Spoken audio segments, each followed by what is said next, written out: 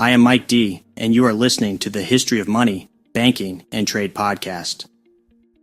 My goal is to expand your knowledge of the history and evolution of trade, along with money, banking, and credit, from ancient civilizations to present-day market innovations. I truly hope you find these episodes to be informative and entertaining. I have an MBA and around 20 years working in various financial roles, but I am not a historian.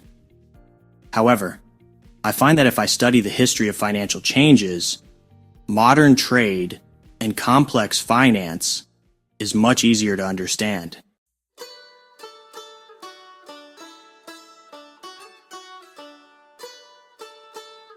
Early humans engaged in a form of trade and resource sharing that laid the foundation for modern economic systems.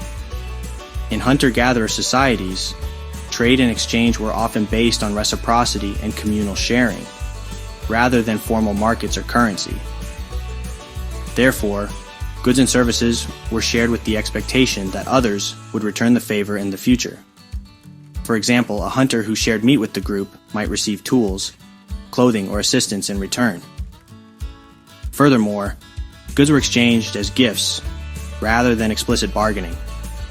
As such, this helped build social bonds and trust within the community.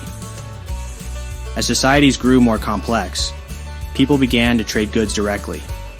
For instance, a hunter might trade animal skins for pottery or tools.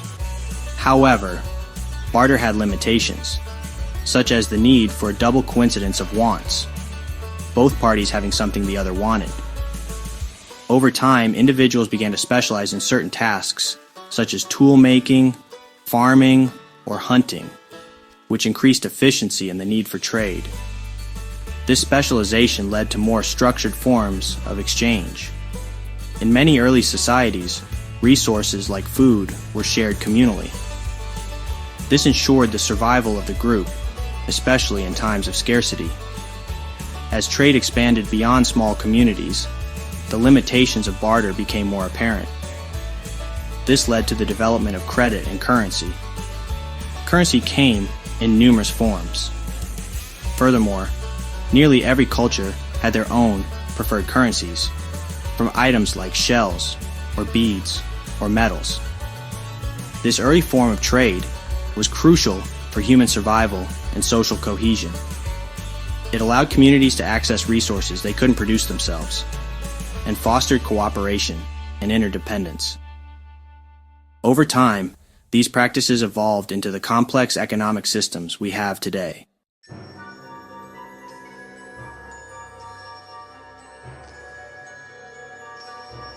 Around 20,000 years ago, Earth had reached its last glacial maximum. It was during this period that the Earth experienced extremely cold temperatures, with most of Canada and parts of the United States covered in ice several thousand meters thick. Parts of Europe and Asia were also covered with extremely dense ice sheets.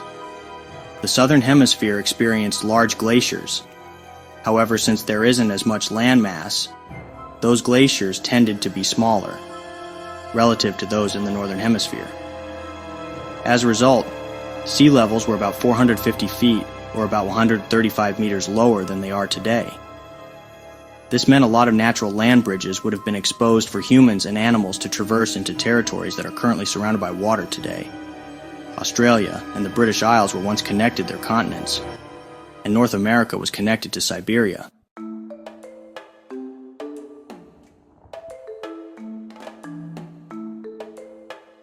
The Earth is currently part of a larger sequence of glacial and interglacial periods known as the Quaternary Glaciation, which started around 2,588,000 years ago and is ongoing. In other words, we are technically still in an ice age. However, the last glacial period reversed course nearly 12,000 years ago, with the glaciers receding.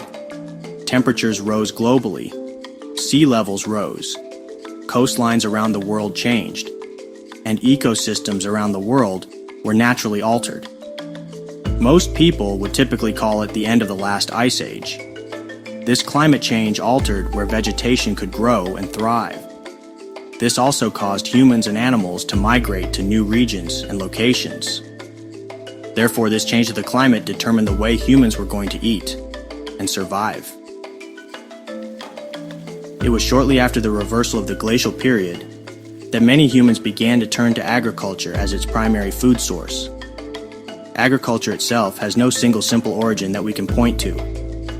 A wide variety of plants and animals have been independently domesticated at different times and in numerous places. But it appears that agriculture first emerged at the end of the last glacial period, around 11,700 years ago.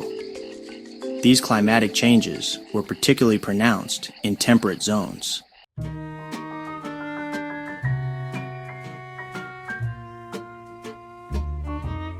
Plant and even animal management was a concept hunters and gatherers were familiar with. However, after the latest Ice Age reversal, plant and even animal management became widespread. In places like Anatolia and Mesopotamia, people began domesticating various forms of some plant species. In the Levant, people possessed stone sickles and harvested numerous plants, including wild barley. In parts of Mesopotamia, people who had been dependent on hunting wild goats and sheep began to raise goats and sheep as livestock. However, they still hunted gazelles, but did not domesticate them. Sometime afterward, rice started to be domesticated in East Asia. In the Americas, squash existed in domesticated form in southern Mexico and northern Peru by about 9,000 to 10,000 years ago. By 3,000 to 5,000 years ago, people in eastern North America and the modern southwestern United States were turning to agriculture. As such, plant and animal domestication, and consequently agriculture, independently emerged in diverse locations throughout the world.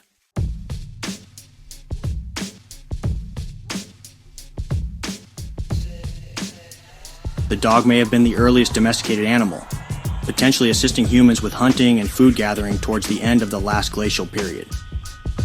Genetic studies suggest that 95% of all dogs may descend from as few as 3 female dogs, with evidence indicating that domesticated dogs originated in China. In addition, it appears that the earliest dogs in the Americas were linked to an East Asian origin.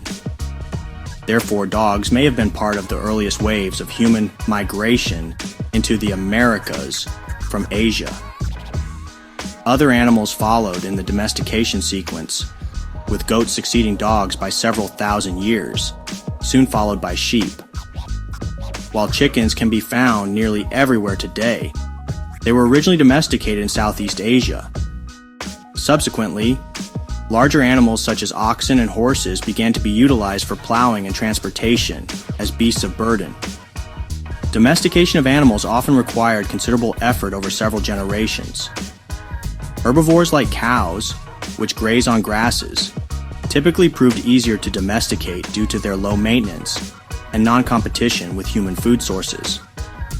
Animals consuming grains pose greater challenges to domestication, because now the farmer needs to increase their output since the food source can be consumed by both the human and the animal.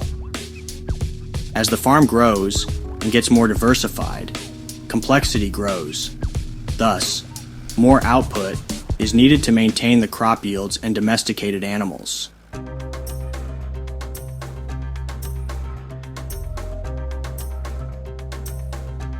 As human civilization settled and information sharing became more widespread, farming practices became more efficient.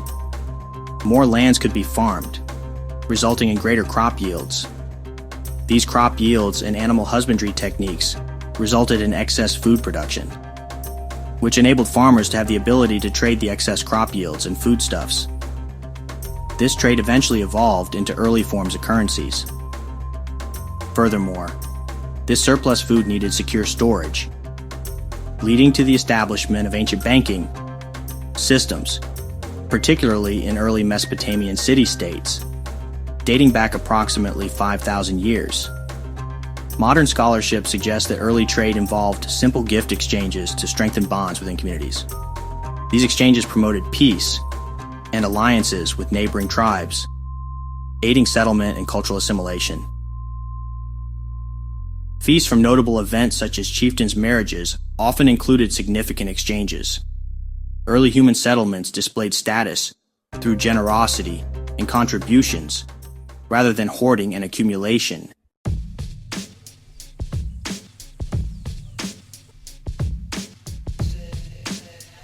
In early agrarian days, tribal people came together to form small settlements, which grew into small towns. These small towns eventually grew into small cities.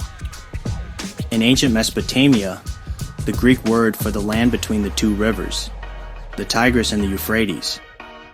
The first major cities, Uruk and Ur, were formed in Sumer around 3500 BCE.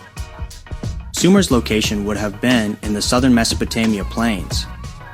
Small towns have been settled in the Near East region prior to Sumerian cities, some of which were much older settlements, potentially by thousands of years.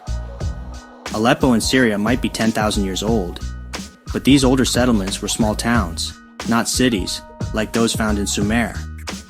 Uruk may have had 40,000 people by 3100 BCE, and may have reached 65,000 people around 2000 BCE.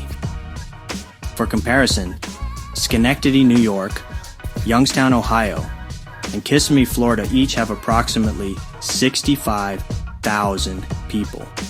Sumer is an area located in the southern part of modern-day Iraq. These settlements and cities were part of a larger region of the world that is referred to as the cradle of civilization. Ancient Mesopotamia could be viewed as three distinct regions. In the south was Sumer, which would be modern-day southern Iraq. To middle is Akkad and Babylon, and to the north is Ashur and Nineveh.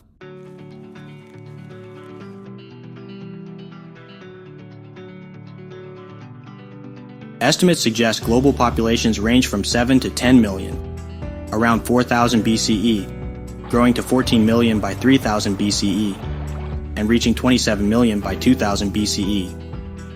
Increased food production led to population doubling every 1,000 years. As populations grow, there will be increased demand for additional lands to farm and settle. Furthermore, these lands require resources such as water, tools, and a local workforce to harvest the crops. These demands for lands and resources will lead to war and conflicts, but the excess production will lead to trade. The cities of Uruk and Ur, located in Sumer, along with other cities, expanded rapidly from small settlements into small cities centered around their temples. The temple served several functions in ancient Sumer. It was a place of worship and gathering for the local population, but the temple was also the place that stored and distributed goods to the citizens of the city.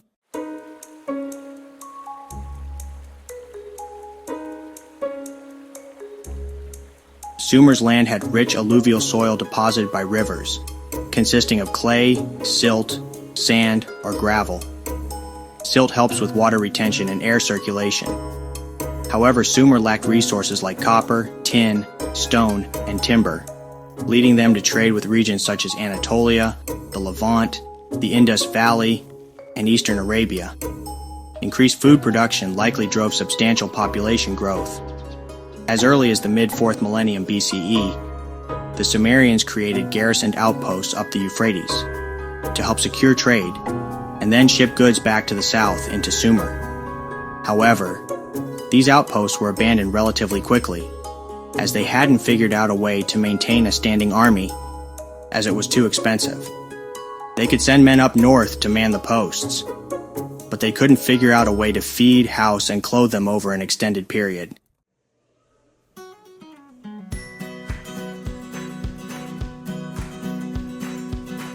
Most of our knowledge about ancient Assyria and Mesopotamia comes from Assyriologists. They have divided Sumer into several time periods, with the Ubaid period being from 5500 to 4000 BCE. This era predates written language and marks the beginning of permanent settlements in Sumer.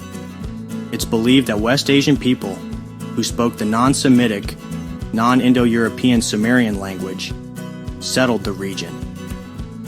While not much is known about Sumer during this period, archaeologists identify it by its pottery, which was highly valued and traded throughout the Near East. The Sumerian culture during this period was developing into a male-dominated and stratified culture. Marriages were typically arranged by the parents and typically weren't legal until the groom delivered a bridal gift to her father. Premarital sex was discouraged, but prostitution was allowed.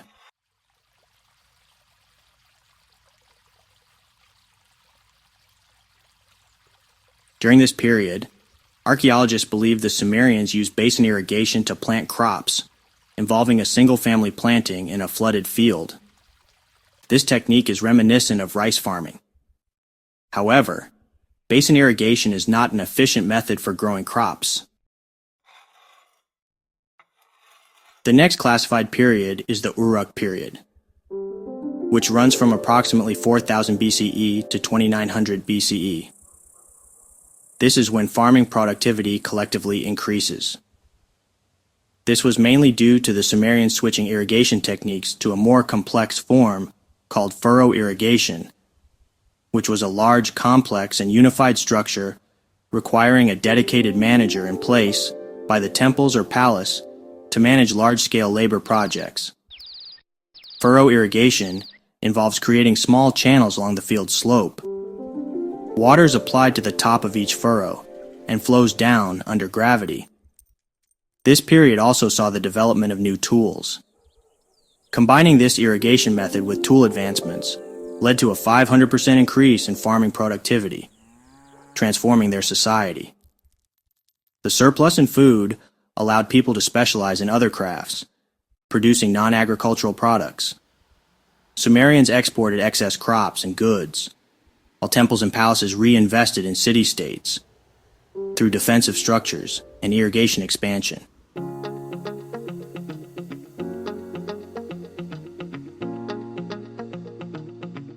In the early days of the Sumerian society, most of the trade was done within the village or city, but we see trade happening with other cities and even farther out, as goods were able to be transported up and down the rivers of Mesopotamia. Artifacts from Sumer can be found as far away as Anatolia to the north and Iran to the east. As productivity in the economy grew, people were taxed, and the taxes were reinvested in public works projects. These projects provided resources for farming, safety, and storage of crops, fostering local economies and trade. Excess food production led to the need for storage facilities, which served as early banks. Temples and palaces dominated distribution and production of goods, operating like early factories. While land ownership existed, most farmland was controlled by these institutions, making private land of marginal importance compared to the temple, palace, and village-based sectors of the economy. The temple, or the palace, was ultimately the center of control, whereas they would collect the grains and goods and distribute as they felt fit for the greater good of the local population.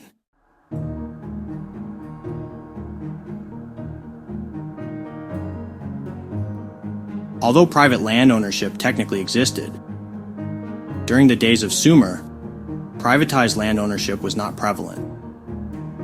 Even in northern Babylonia, there is no clear evidence of a genuine land market where prices were determined by supply and demand. The purchase and sales of land were not typical. People of this era did not calculate income streams to determine a fair market price. Instead, land sales were infrequent and often occurred under duress, such as during military invasions or droughts, or they involved transactions between relatives. During the Uruk period, 4000 BCE to 2900 BCE, slaves began to be imported from the surrounding hill country, becoming central to local economies. Urban planning emerged as populations and economies grew more complex. As trade volume grew in size and complexity, the people of Sumer needed a way to track their expanding activities. The Sumerians invented writing.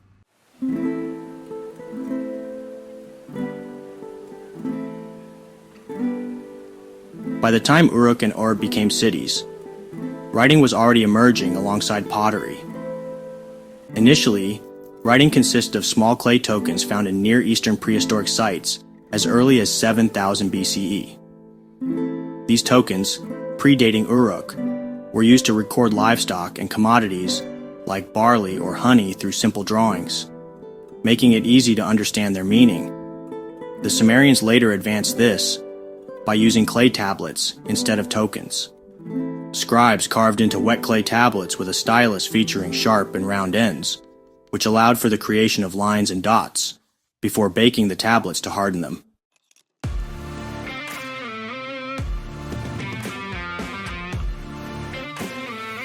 From there, the Sumerian scribes developed a completely new form of writing, known as cuneiform, which modernized writing considerably as it went from pictograms to complex symbols using wedge-shaped characters. Writing was not invented for kings or priests to memorialize their ideas, but rather for complex business transactions. Cuneiform writing likely emerged as an unintended result of ancient accounting systems and the need to have accurate ledger systems and written contracts due to increased trade and productivity. Increased productivity and trade led to more transactions. As Sumerian cities grew, a new class of priests and craftsmen emerged, boosting urban economies and trade. Specialized craftsmen exchanged their products for surplus wheat or barley. This growing trade necessitated writing for economic planning and taxation. Temples and palaces managed central planning and redistribution of goods. As cities expanded, central planning became more complex, requiring long-term strategies. For example, planners needed to determine the number of livestock required to feed 20,000 people, account for population growth and livestock growth, and reconcile these factors to ensure sufficient meat supply over time.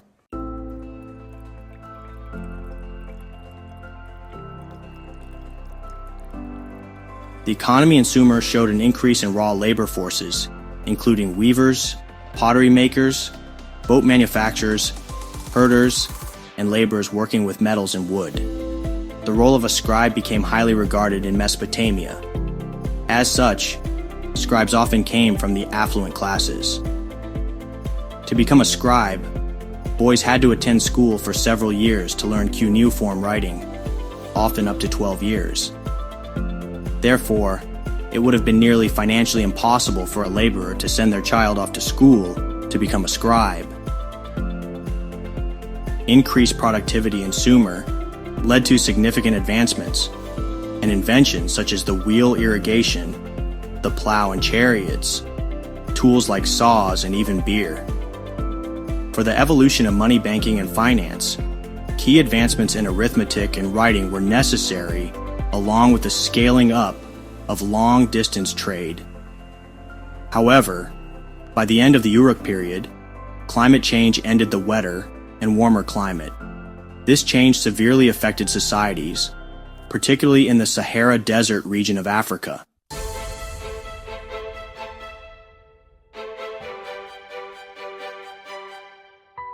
The early dynastic period begins around 2900 BCE, when Sumer was governed by established dynasties with recorded king lists.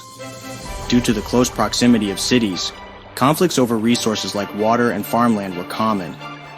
This allowed strong leaders to easily take control of several city-states. However, the unintended consequence was this allowed for the standardization of weights and measures between cities, and therefore trade became more efficient. Around 2400 BCE, prior to Sargon the Great, a major revolt occurred in Lagash, and several city-states where commoners overthrew the hereditary elites, often from the priestly class, due to heavy debts. Temples functioning as early banks meant that priests functioned as proto-bankers. Historical texts indicate that commoners were often indebted to the point that they needed to sell their children into slavery to repay their debts. Unfortunately, this pattern recurs throughout history. For instance, the Goths, upon entry into the Roman Empire, sold their children to Romans due to extreme hunger. Mesopotamian royal edicts addressed these issues by canceling debts freeing debt servants and restoring land to cultivators affected by economic hardship.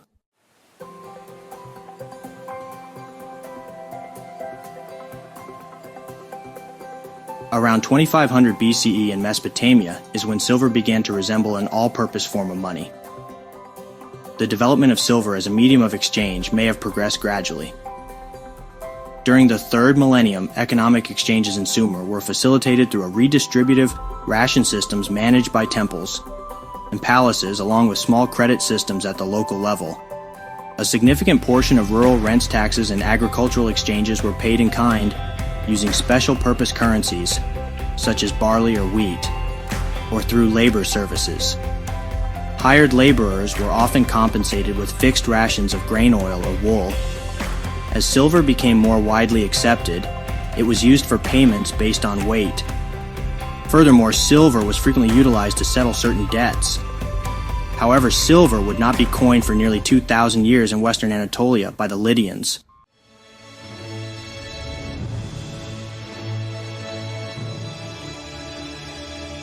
Shortly after the uprising in Lagash, Sargon the Great became the first emperor in ancient Mesopotamia.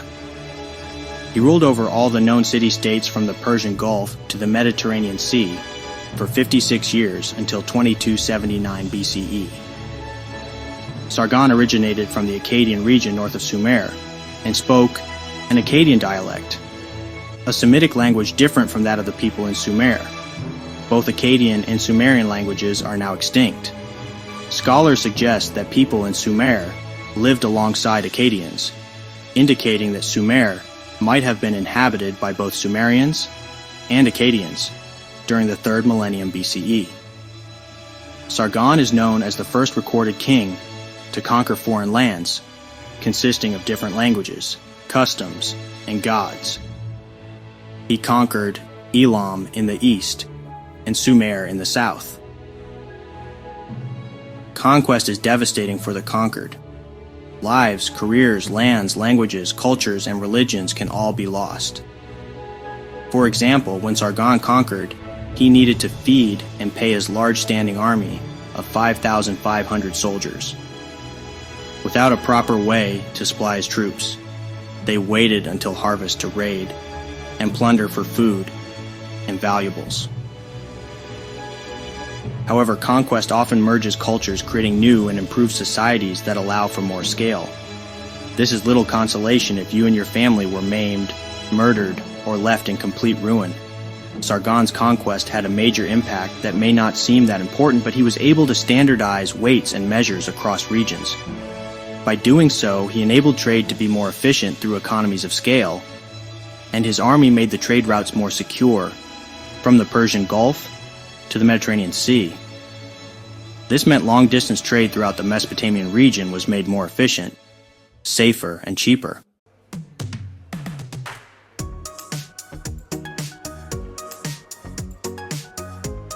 Increased trade boosts economic output and encourages specialization, raising demand for currencies and banking. Sargon reduced the power of priests and noble families by appointing Akkadian governors and redistributing temple wealth, gaining popular support. He linked himself to the divine by overseeing temples through appointed priests and priestesses. With centralized government and trade, commerce flourished within the Near East. Mesopotamia's lack of raw materials led rulers like Sargon of Akkad to focus on expanding long-distance trade. During the Bronze Age, without adequate copper and tin supplies, Sargon's ability to produce state-of-the-art tools and weapons would have been compromised, threatening his rule and military. This would have been especially risky if nearby city-states could supply their armies with essential metals, or if they could cut off the supply of long-distance trade. To improve the efficiency of long-distance trade, merchants mapped out trade routes. The first known maps were created on clay tablets around 2300 BCE. These maps depicted an area around Babylonia during the Akkadian Empire. They detailed trade routes and served as reference points for military campaigns, hunting, and exploration. As the maps expanded, they eventually created a Babylonia that was circular in shape, illustrating mountains, rivers, canals, and swamps. The 7 small circles on the map symbolize the 7 Babylonian cities.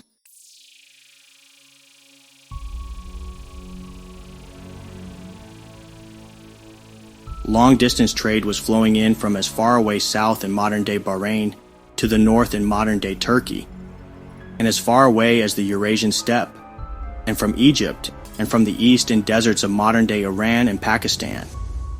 Wood from the Levant and tin was flowing in from modern-day Afghanistan. Tin was extremely valuable, as well as being rare. Bronze was made by mixing 88% copper and 12% tin. Since tin was an essential metal, and it was rare, it became a very valuable and expensive metal. Getting access to tin in the Bronze Age could be viewed as the equivalent to getting access to oil reserves in modern economies, as both are vital to national defense. There were tin deposits in sporadic places, but the deposits appeared to be minimal. However, the vast majority flowed in from modern-day Afghanistan. Trade was thriving during the reign of Sargon and throughout the Akkadian Empire. The empire reached its peak under his leadership. After his death, the empire began to decline. Within 125 years of his passing, the empire he established had diminished, but subsequent kings in the Near East, for nearly 2,000 years, would compare their rule to that of Sargon's. Sargon's legacy was unique, but he paved the way for expanded trade. Traders developed extensive networks, shipping merchandise by river boat or donkey caravans to transport goods overland to trading destinations from Asia to Africa to southern Europe.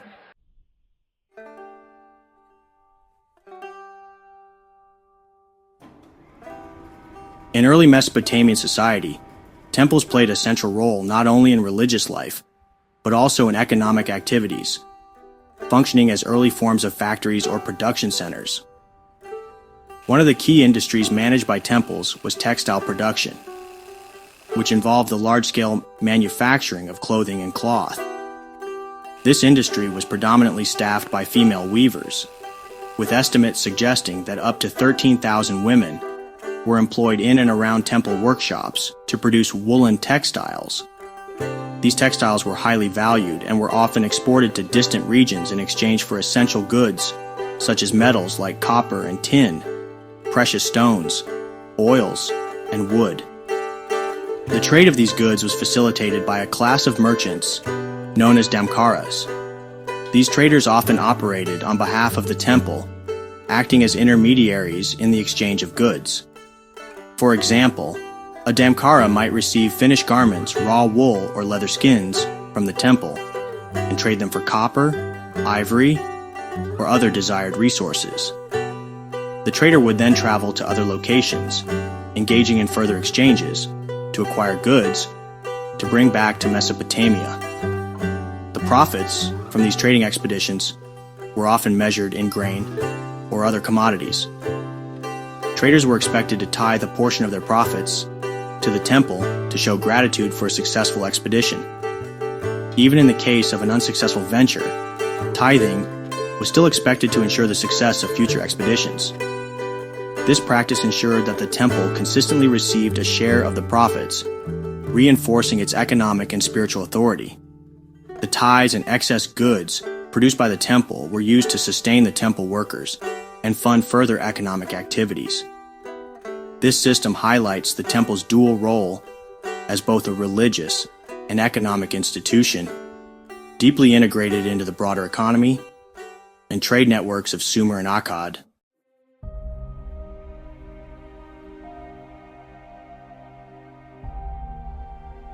The evidence from Sumerian and Akkadian tablets highlights the significant role that temples and palaces played in the early economies of Mesopotamia, particularly in facilitating trade and commerce.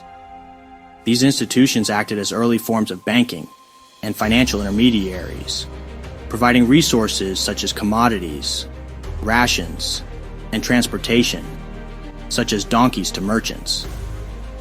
This system allowed merchants to engage in long-distance trade and domestic sales, with repayment often tied to the success of their ventures, such as after a trade expedition or harvest. the temples and palaces essentially functioned as both economic and religious centers, wielding considerable influence over trade and wealth distribution.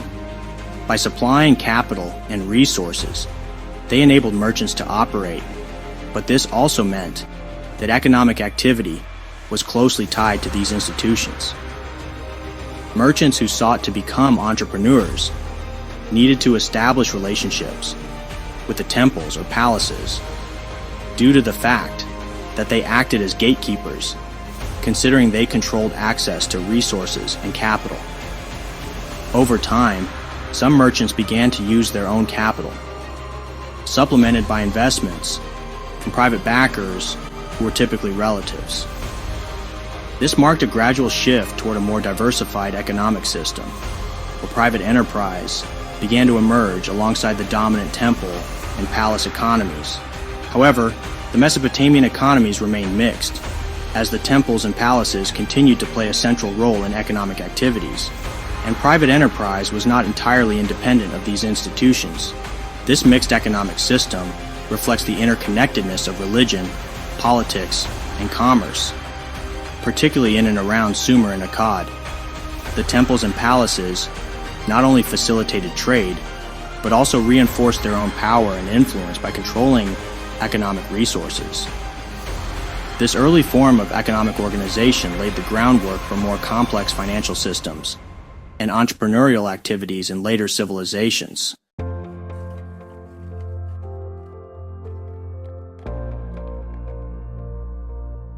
Banking in ancient Mesopotamia indeed laid the groundwork for many modern financial systems. The temples and royal palaces served as the earliest forms of banks, functioning not only as secure storage for grains and valuables, but also as centers for economic activity. The temples as financial centers served a couple functions. They stored surplus grains, which were essential for the survival of the population, especially during times of famine or poor harvests.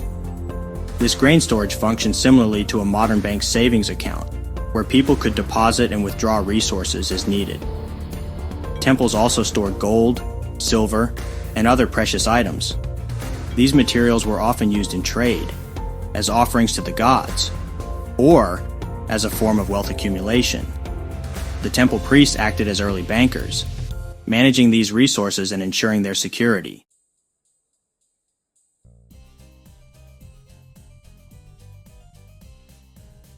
Temples acted as redistribution and loan centers. They could allocate stored grains to the population during times of need, such as famines or wars.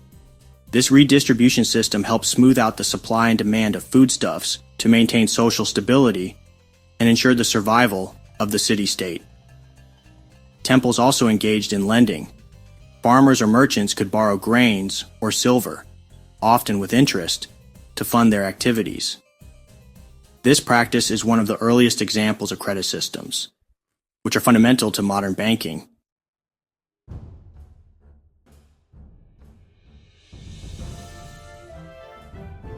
The temples offered security and risk mitigation.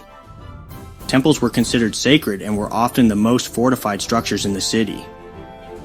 This made them the safest places to store valuables. The belief that the gods protected these places also acted as a deterrent against theft. However, the risk of war and plunder was a real risk for nearly every city in ancient Mesopotamia. The security of these banks were not foolproof. As city-states like Babylon, Akkad, Uruk, and others grew in power, they often engaged in conflicts. Losing a war could mean the looting of the temple, resulting in the loss of stored wealth. Plunder was a common practice, and the wealth stored in temples was a prime target for conquering armies. In fact, war was often a business decision in ancient societies.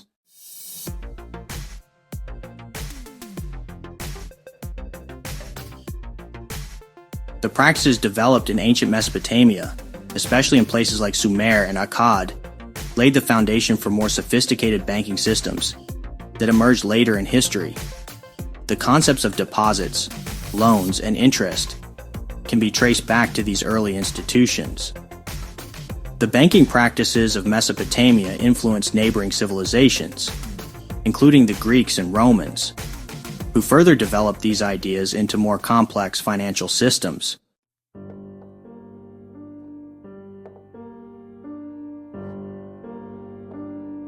Since Sumer is where written language was developed for accounting purposes and great strides were made in mathematics, it shouldn't be a surprise that Sumer was the location of the first known case of using interest on loans.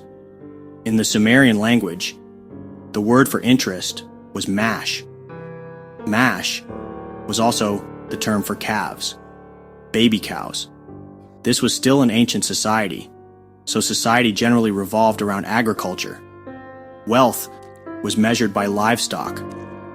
The Uruk accounting system made it easier to facilitate lending operations, thus increase economic activity.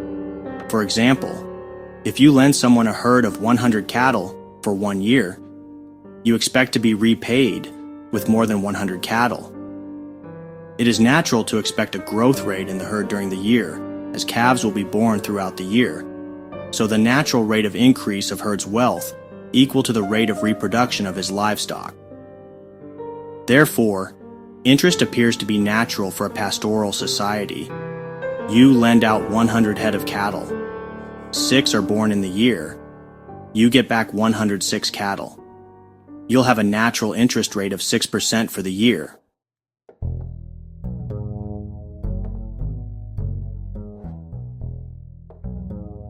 The use of written receipts for loans highlights the administrative efficiency of the Sumerians. These receipts would detail the terms of the loan, including the amount lent, the interest rate, and the repayment schedule.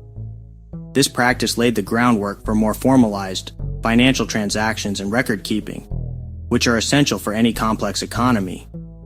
The shift from temple-centered loans to loans between individuals marks an important evolution in Sumerian society. By around 2450 BCE, as evidenced by the documented case of a loan involving silver and barley between two individuals, it appears that private debt had become an established part of the financial system. This suggests a growing complexity in economic relationships and the emergence of a more diversified economy where individuals could engage in financial transactions independently of the temples.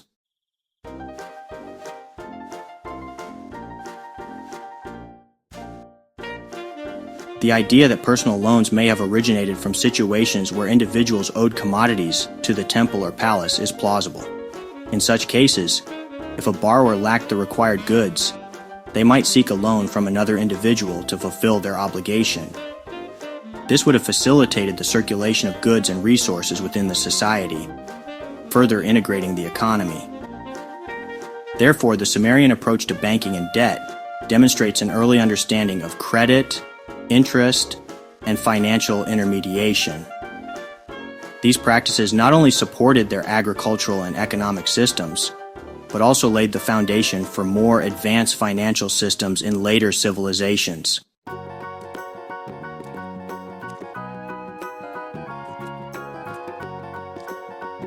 In Sumer, interest was primarily applied to loans of in-kind goods such as grain, livestock, or other goods, rather than money, as coinage won't be invented until the Lydians developed electrum coins around 600 BCE. Interestingly, Sumerian interest rates were often standardized. For example, interest on loans of grain was typically set at 33.3% per year, while interest on loans of silver was around 20% per year. These rates were likely influenced by the practicalities of agricultural cycles and the relative scarcity of goods. The Sumerian approach to interest laid the groundwork for later financial systems in Mesopotamia, such as those of the Babylonians, who further codified lending practices in laws, like the Code of Hammurabi, circa 1754 BCE. This early use of interest highlights the interconnectedness of writing, mathematics, and economic innovation in ancient Sumer, making it a cornerstone of early human civilization.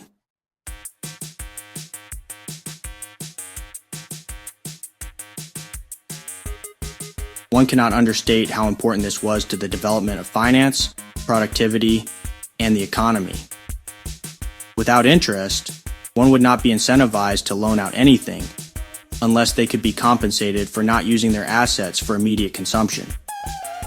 Interest is a fee for the risk one takes in that they might not be repaid on time or in full. Furthermore, lending money at interest is essentially an exchange of present money for a promise of future money, incorporating the concept of time value of money. Furthermore, since the temples acted as early factories in certain circumstances, the preparation of cloth often took over a year. Foreign trade also consumed a lot of time.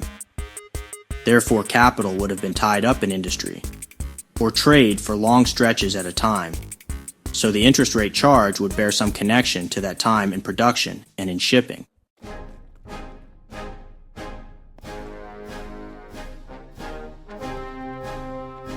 In the most basic sense during this time, if a farmer had a poor harvest or his grain spoiled, his family could potentially starve to death if he could not borrow grain from an individual who had excess amounts. The farmer would use the grain to consume and repay back the lender at harvest. Economists would refer to this as smoothing the consumption, which it could only be possible through a credit system.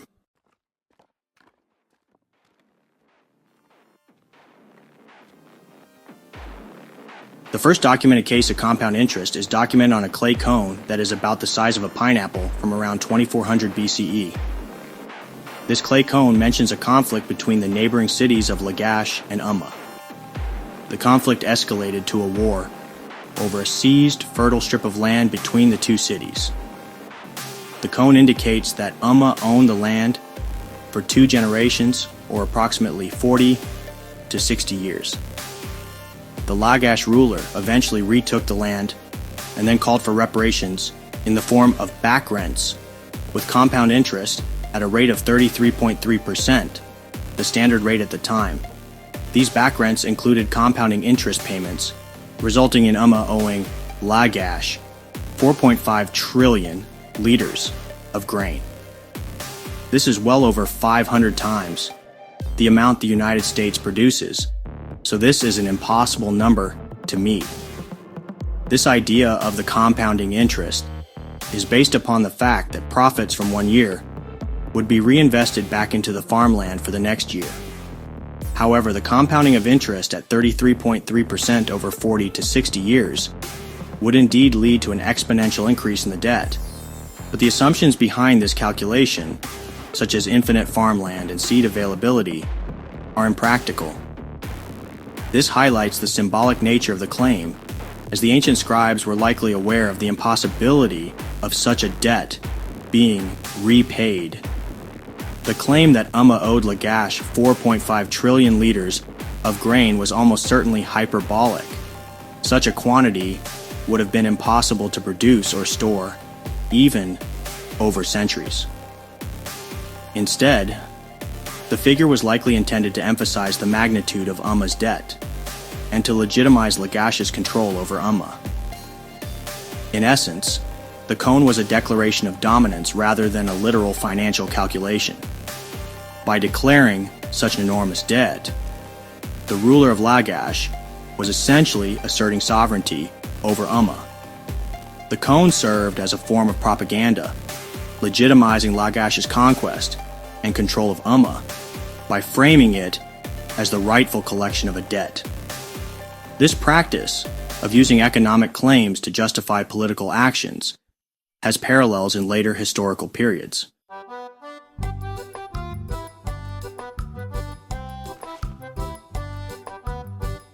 The clay cone from Lagash is a remarkable artifact that illustrates the early use of compound interest, the importance of agriculture in ancient economies, and the interplay between economics and politics in early civilizations. While the claim of 4.5 trillion liters of grain was exaggerated, it served as a powerful example of how the ancients used economic and legal concepts to assert dominance and resolve conflicts. Sumer and Akkad were probably the birthplace of the world's first accountants as well. The first accountants would have worked out this compound interest while they worked at the temple storehouse. At the temple, the accountants used tokens to count grain and other commodities as they arrived and left. They would have written down on clay tablets to record the back and forth of the tokens, which themselves were recordings of the movements of items such as livestock, grain, and even the jars of honey. Before the writings got more complex, the first such tablets were just impressions of the tokens themselves, pressing the hard token right into the soft clay tablet.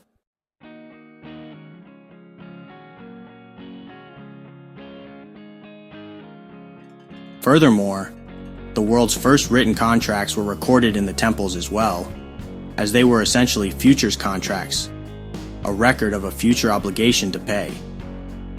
The combination of the tokens and the clay tablets led to the verification device, a hollow clay ball, which acted like an envelope.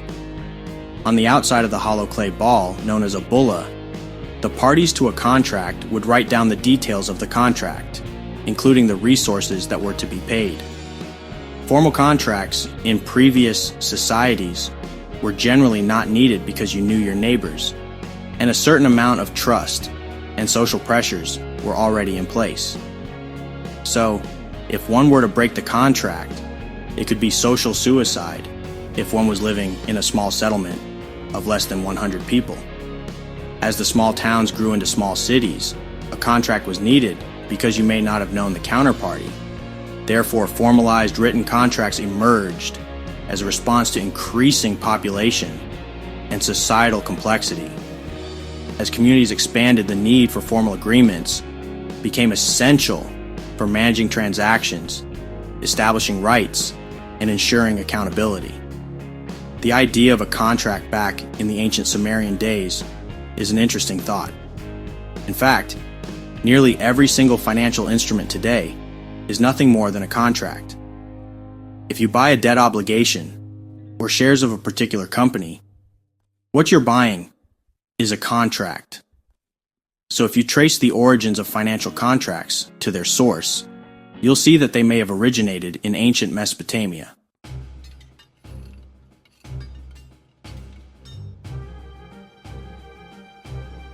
On the inside of the clay ball would be the tokens representing the deal itself. The parties to the contract could see the deal on the outside of the clay bulla, but if needed, they could break it open and verify the contract by what was on the inside of the clay bulla. In essence, this was nothing more than a reconciliation process to verify the details of the contract. The writing on the outside and the tokens inside the clay ball verified each other. In each case, the transactions recorded on them were repayments of commodities that had been loaned. The tablets were evidently drawn up and retained by the lender, and often in a sealed clay container, to record the amount due and the date of repayment.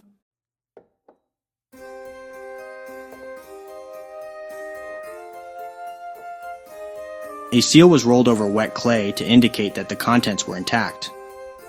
The seal itself could also be viewed as a signature of the party. The concept of the seal had been around since the Ubaid period, which was from 5500 BCE to 4000 BCE. The Uruk tokens took things further. They were used to keep track of counting lots of different quantities, and could be used both to add and to subtract. In essence, it was an early general ledger that tracked things such as debts that were incurred were written in a ledger indicating how much grain or silver is owed. In some instances, the debts themselves could become liquid currencies as they were transferable, hence pay the bearer rather than a named creditor.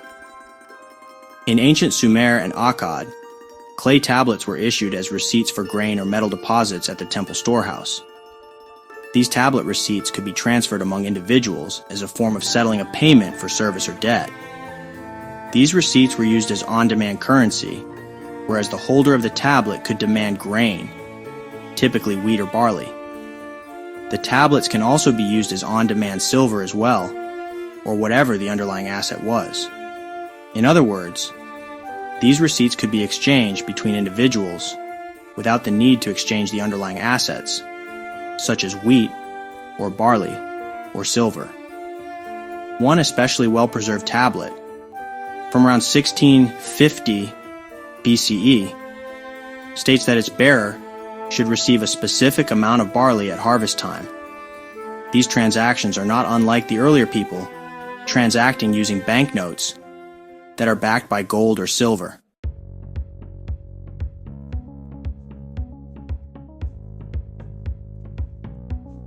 The Assyriologist Karl Polanyi, a prominent scholar of ancient economies, argued that these early accounting and banking practices were not driven by market exchange in the modern sense, but were instead tools for managing redistribution within a centralized system. Temples and palaces served as the primary institutions overseeing the allocation of resources, and their accounting systems were designed to ensure efficient budgeting, balancing, and transferring of goods.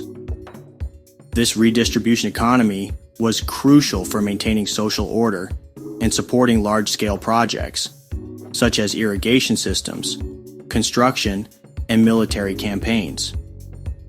Polanyi emphasized that these practices were not about facilitating private trade between individuals or merchants, but about enhancing the effectiveness of centralized redistribution. However, these early systems laid the groundwork for later developments in economic organization, including the emergence of privatized economies, where private merchants engaged in trade and commerce. Over time, as Mesopotamian societies evolved, the role of temples and palaces in economic life diminished, and private trade became more prominent, leading to the development of more familiar forms of banking, accounting, and market exchange.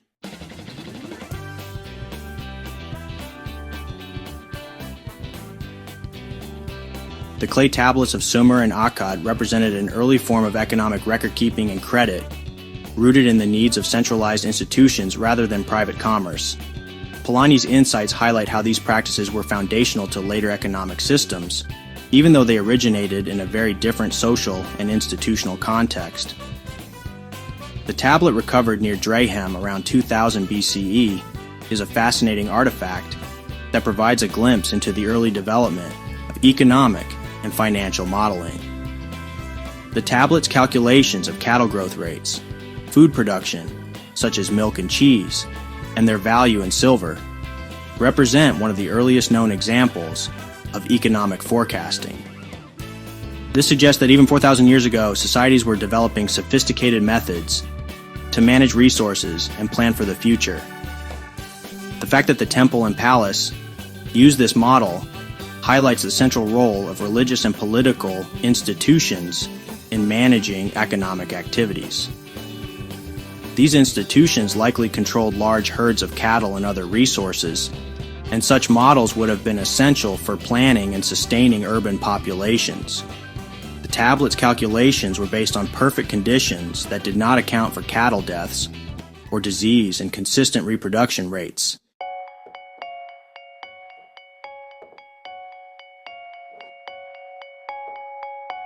While this simplification makes the model less accurate in real-world terms, it demonstrates an early attempt to systematize and predict economic outcomes. The tablet's approach can be likened to modern earnings growth models, where investments in livestock generate returns, such as milk, cheese, and silver. This parallel underscores the enduring nature of economic principles, even if the tools and contexts have evolved. The mention of silver deposits and the use of barley as a medium of exchange, sometimes with interest, reflects the complexity of ancient trade networks. These practices indicate that early economies had mechanisms for credit, interest, and commodity exchange, which are foundational to modern financial systems.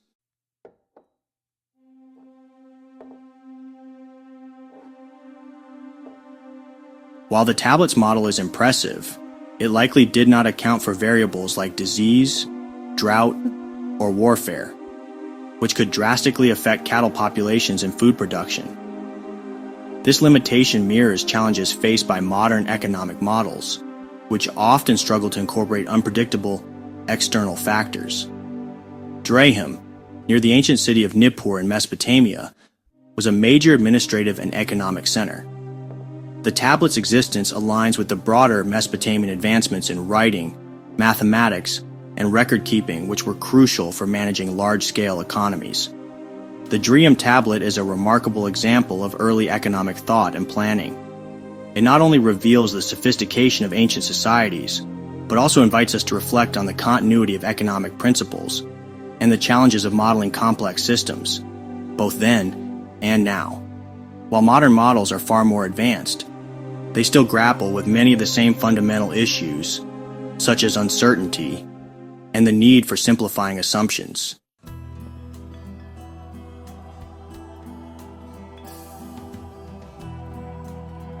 The transition to the use of precious metals like silver as a medium of exchange was a gradual process in Mesopotamia.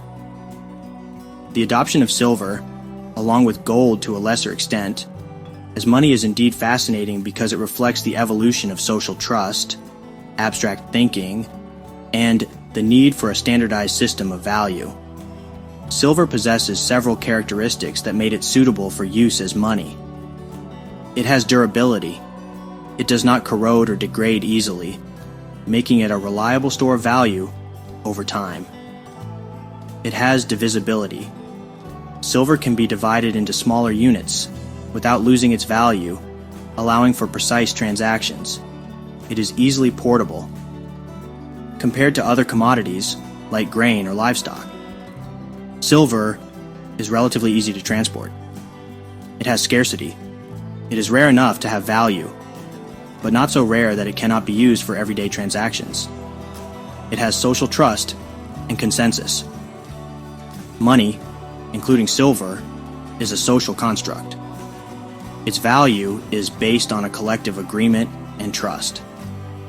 People accepted silver because they believed others would also accept it in exchange for goods and services. This trust was reinforced by rulers, merchants, and institutions that standardized its use. It is this trust that drives our use of fiat currency today. It has practicality in trade. Silver solved the problem of the double coincidence of wants in the barter systems. Instead of finding someone who had what you wanted and wanted what you had, you could use silver as an intermediary, making trade more efficient. However, the idea of a widespread use of barter before the development of monetary systems does not have any documented written evidence to back that claim up. Instead, it is more likely that people were using forms of credit and settling with either silver or other commodities on the contract date. Silver and gold had cultural and symbolic significance in many societies. It was associated with wealth, power, and the divine. This symbolic value reinforced its use as money.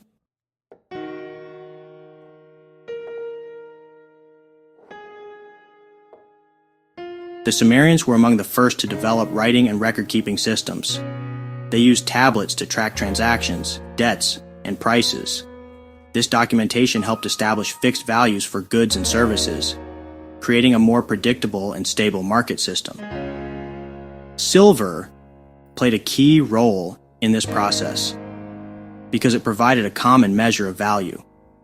For example, if a bushel of grain was worth a certain weight of silver, and a goat was worth another weight, people could easily compare the value of different goods.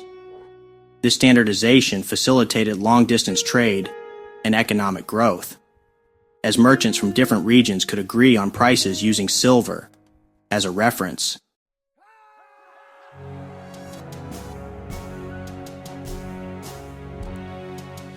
Silver's role extended beyond practical trade. It became a means of storing wealth and displaying social status. Unlike perishable goods, silver could be hoarded and retained its value over time. Owning large amounts of silver or other precious metals signaled power and influence. Rulers and elites often used silver to display their wealth, fund armies, or commission art and architecture. While the value of silver may seem irrational in a purely utilitarian sense, It is rooted in practical and social realities. The trust placed in silver was not arbitrary. It emerged from its physical properties, its usefulness in trade, and the cultural systems that reinforced its value. Over time, this trust became institutionalized, with governments minting coins and enforcing their use. Silver's role as money was a product of both its practical advantages and the social and cultural systems that supported its use. It was a key innovation in the development of complex economies, and remains a fascinating example of how humans create and assign value.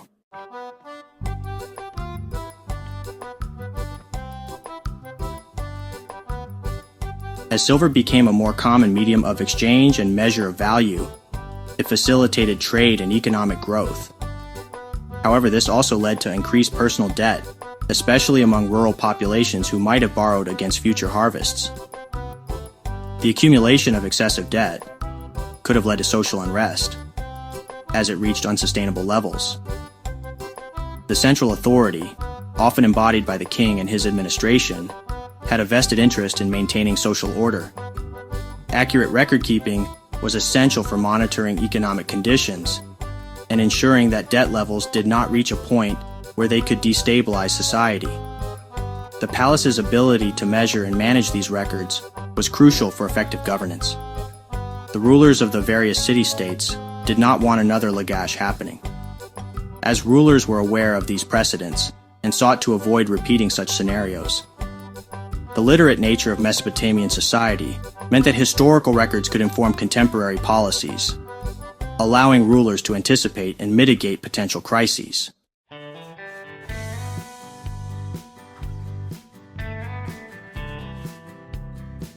In doing so, rulers would sometimes issue clean slate decrees. These decrees were a form of debt relief aimed primarily at rural debtors. By canceling debts, rulers could prevent the enslavement of peasants and ensure that the agricultural workforce remained intact. This was especially important for maintaining the kingdom's military strength, as indebted peasants might be unable to serve as soldiers. The timing of these decrees, often at the beginning of a new reign, during military conflicts, or after crop failures, indicates their role as a tool for crisis management and social stability. It's noteworthy that commercial debts were typically not included in these decrees.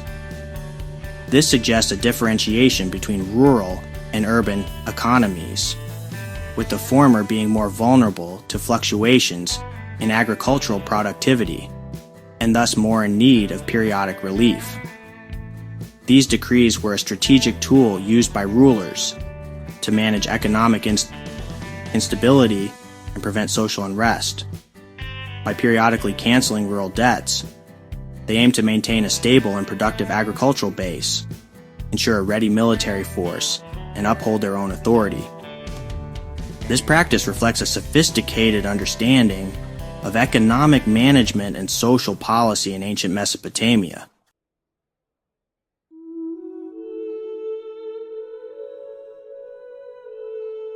Sumerian mathematics initially developed largely as a response to their aggregate needs, when their civilization settled into small towns and developed agriculture, possibly as early as the 6th millennium BCE. As the towns grew, they needed mathematics for the measurement of plots of land, the taxation of individuals, and other commercial transactions. Therefore, the use of pictorial objects on clay balls were replaced by cuneiform equivalents. Furthermore, a rudimentary model of the abacus was probably in use in Sumer from as early as 2700 BCE. On the arithmetic side, Sumerian math was based on the number 60, not the base 10 that we are used to. Why the Sumerians picked 60 as the base of their numbering system is not known for sure, but it is believed that it represents the fact that each finger has 3 zones between the knuckles. You take that 3 zone and count them up on your hand, and you get 12. Multiply that by 5, and you get 60. 60 is also used in our clock system to this day, as we have 60 minutes in an hour. Furthermore, the Sumerians created their year on a 360-day schedule, each month consisting of 30 days. The legacy of their system is still evident in modern timekeeping and geometry, demonstrating the enduring influence of Sumerian mathematics.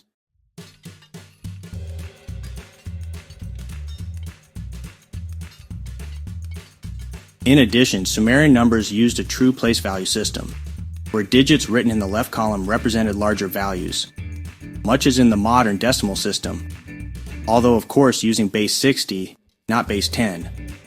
Later Babylonian tablets dating around 1800 BCE advanced to cover topics as varied as fractions, algebra, and methods for solving linear and quadratic equations. Sumerian mathematics was a foundational element of their civilization, evolving to meet the practical needs of a growing society. As Sumerian towns expanded and agriculture became more sophisticated, there was a need for precise measurement and record keeping. Mathematics was essential for surveying land, allocating resources, and managing trade. The need to tax individuals and conduct commercial transactions necessitated a system for counting and recording quantities, which further drove the development of their numerical systems.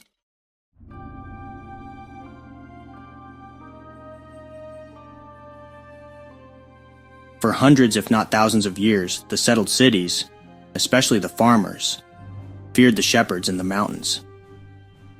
The farmers were essentially peaceful, hard-working individuals. The shepherd's job was to find good fields for their flock to eat. As such, the shepherds really didn't have a lot to do, unlike the farmers, who constantly had to tend to their fields. Another thing was, the shepherds had to defend their flock from deadly animals, such as lions and tigers, let alone the most dangerous animal, the fellow human. So shepherds were fearless, and the farmer absolutely was terrified of the shepherd. As such, the shepherds could just go into the farms and plunder at will. The Gutian people were the people the Sumerians feared the most, as they were shepherds who plundered constantly. In addition, the Sumerians noted that they didn't worship the right gods, burned villages, and stole cattle. In fact, little is known of their origins, material culture, or even language which was not related to any languages of the region, including Sumerian or Akkadian. In the end, the people of Mesopotamia had reason to fear the Gutian people, as they were eventually able to overthrow the Akkadian kings.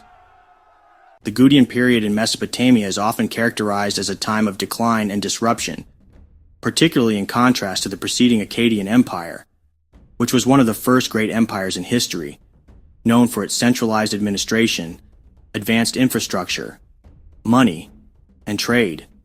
The Gutians, who were likely a tribal people from the Zagros Mountains, are often depicted in Mesopotamian sources as barbaric and uncivilized, though these accounts may be biased, as they were written by the Akkadians and their successors. When the Gutians overthrew the Akkadian kings around 2141 BCE, they ushered in a period often referred to as a mini-dark age.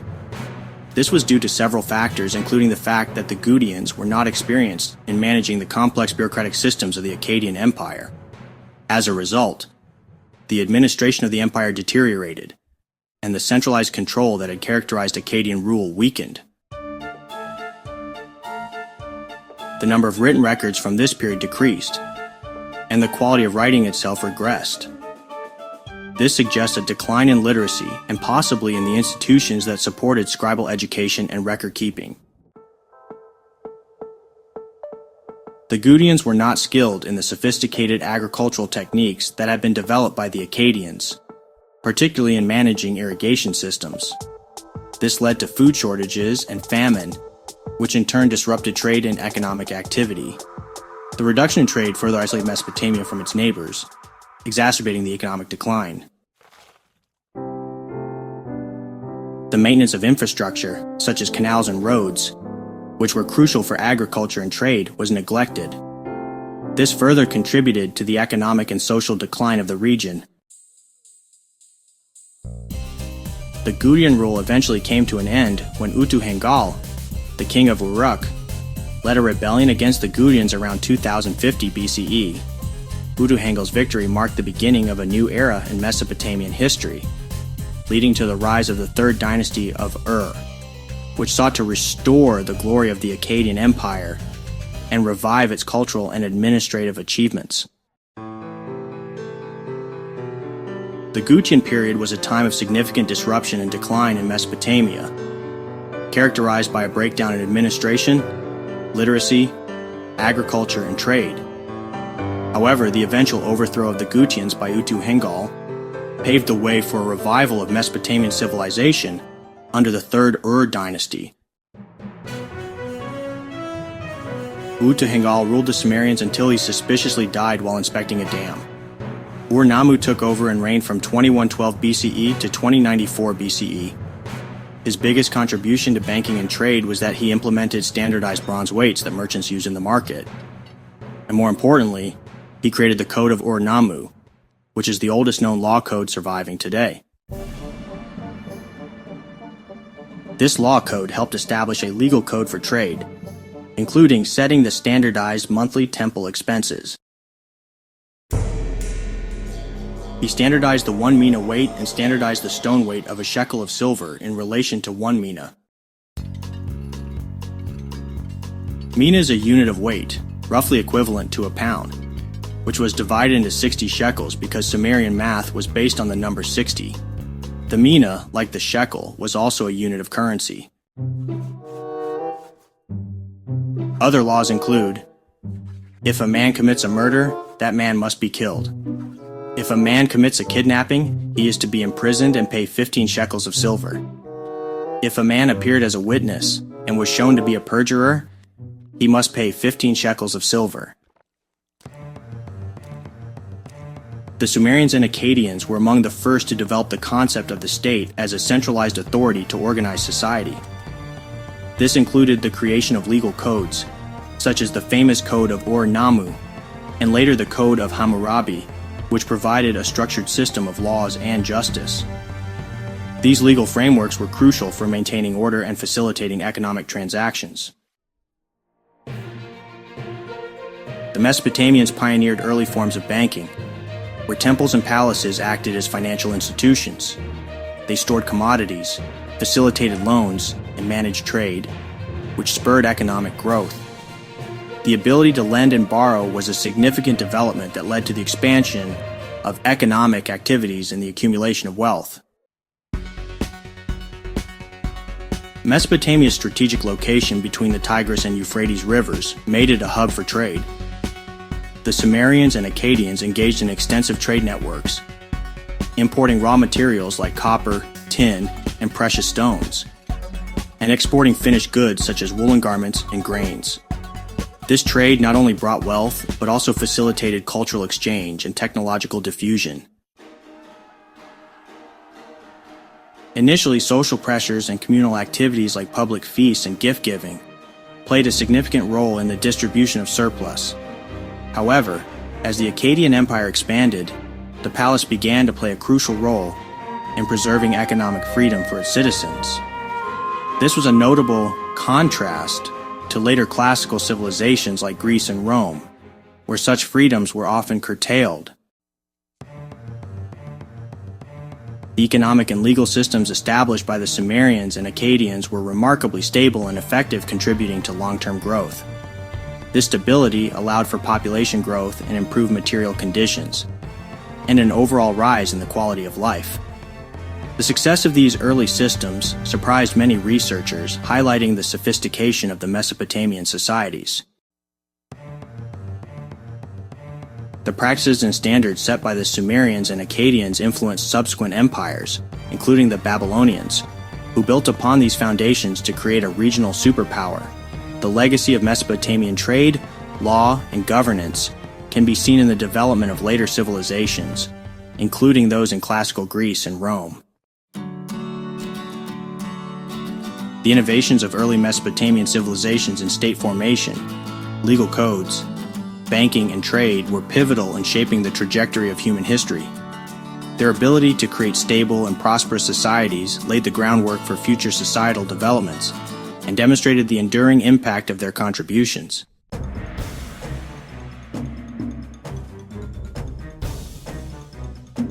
Thank you for watching the History of Money, Banking, and Trade podcast.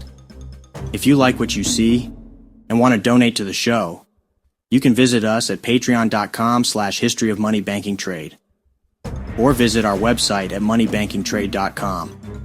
Also, you can help this show out a ton by liking and subscribing. In addition, this is our first video. We truly hope you enjoyed this video and look forward to making even better content going forward.